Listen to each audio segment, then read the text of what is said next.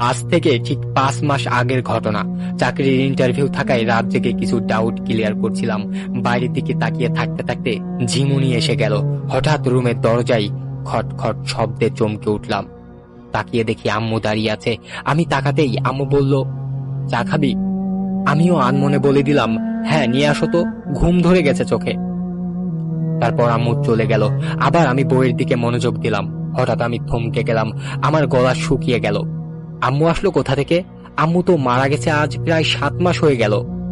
বাসায় আমি আর আব্বু ছাড়া কেউ নেই। আব্বু অন্য রুমে ঘুমাচ্ছে। আমার শরীর কাঁপতে লাগলো। ঘুমের ঘোরে ভুল দেখলাম নাকি কিছু? আস্তে আস্তে আবার দরজার দিকে তাকালাম, কেউ নেই সেখানে। নিশ্চয় আমার মনের ভুল এটা। একটা দীর্ঘশ্বাস নিয়ে আবার বইয়ের দিকে তাকালাম। হঠাৎ কাপে চা নাড়ার শব্দ ভেসে আসলো। এবার আমি সিরিয়াসলি নিলাম বিষয়টা। নিশ্চয় কিছু একটা হচ্ছে এখানে। আমি চেয়ার থেকে উঠে আস্তে আস্তে রান্নাঘরের দিকে এগিয়ে গেলাম আর যত দোয়া দরুদ পারি সব পড়তে শুরু করলাম। রান্নাঘরের কাছে যেতেই চা নাড়ার শব্দটা বন্ধ হয়ে গেল। আস্তে আস্তে রান্নাঘরে ঢুকে দেখলাম কেউ নেই সেখানে। তবে ভয়টা তখনই পেলাম যখন দেখলাম 2 কাপ চা বানিয়ে রাখা আছে সেখানে, এখনো কাপ থেকে ধোয়া বের হচ্ছে। হঠাৎ পিছনে কারোর উপস্থিতি টের পেলাম। কেউ যেন ঠিক আমার ঘাড়ে নিঃশ্বাস ফেলছে। ভয়ে আমার পা যেন পাথর হয়ে গেল।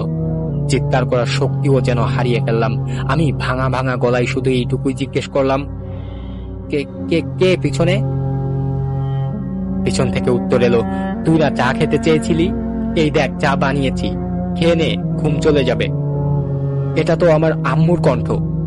আমি কোন রকম ঘাড় ঘুরিয়ে পিছনে তাকালাম এবং যা দেখলাম তা আমার কলিজায় পানি শুকিয়ে গেল।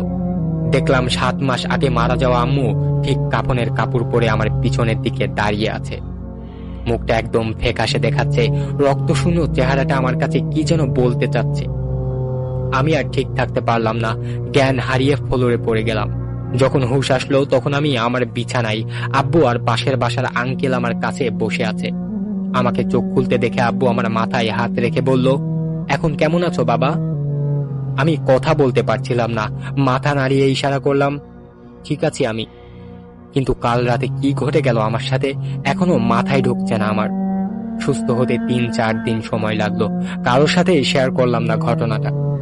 তারপর একদিন মসজিদের ইমামের সাথে শেয়ার করলাম বিষয়টা। তিনি বললেন, অনেক বদজিন আছে যারা মানুষকে ভয় দেখিয়ে আনন্দ উপভোগ করে। তারা আমাদের হারিয়ে যাওয়া প্রিয় মানুষের রূপ ধারণ করে ভয় দেখায় আমাদের, আর আমরা মনে করি তাদের আত্মা ফিরে এসেছে। মানুষ মরে গেলে তার আত্মা আর কখনো ফিরে আসে না এই পৃথিবীতে। তোমার সাথেও এমনটাই ঘটেছে। এখন থেকে বেশি রাত জেগো না, আর 5 ওয়াক্ত নামাজ পড়ো। তাহলে আর কোনো খারাপ শক্তি তোমার ক্ষতি করতে পারবে না। তারপর ভালোই যাচ্ছিল সবকিছু, কিন্তু কিছুদিন পর আবার ঘটে গেল একটা ভয়ানক ঘটনা। সেটা বলার আগে আমি যেখানে থাকি সেটার বর্ণনা দিয়ে দিই। আমরা যে বিল্ডিংটাই থাকি সেটা 4 তলা বিশিষ্ট। বিল্ডিং এর পিছন দিয়ে একটা ছোট খাল বয়ে গেছে। আমার পড়ার টেবিলে বসলে স্পষ্ট খালটা দেখা যায়। সময়টা ছিল শীতকাল। আব্বু গিয়েছিল আমাদের মাদ্রাসার ওয়াজ মাহফিলে, তাই বাসায় আমি ছাড়া আর কেউ ছিল না। আমার পড়ার টেবিলে বসে বন্ধুদের সাথে গ্রুপ কলে কথা বলছিলাম। এমন সময় এক বন্ধু হঠাৎ গম্ভীর গলায় বলল, রিফাত, জানালা বন্ধ কর। আমি সহ বাকি বন্ধুরাও অবাক হলো, কারণ ওর কণ্ঠটা বেশ ভয়ানক ছিল। আমি বললাম, জানালা বন্ধ করব কেন? আর তুই এভাবে কথা বলছিস কেন? হঠাৎ আমার ফোন অফ হয়ে গেল। আশ্চর্য ব্যাপার, ফোনে তো 50% চার্জ ছিল। অনেক কষ্ট করেও ফোন চালু করতে পারলাম না আর। হঠাৎ আমার চোখ গেল জানালা দিয়ে খালের দিকে।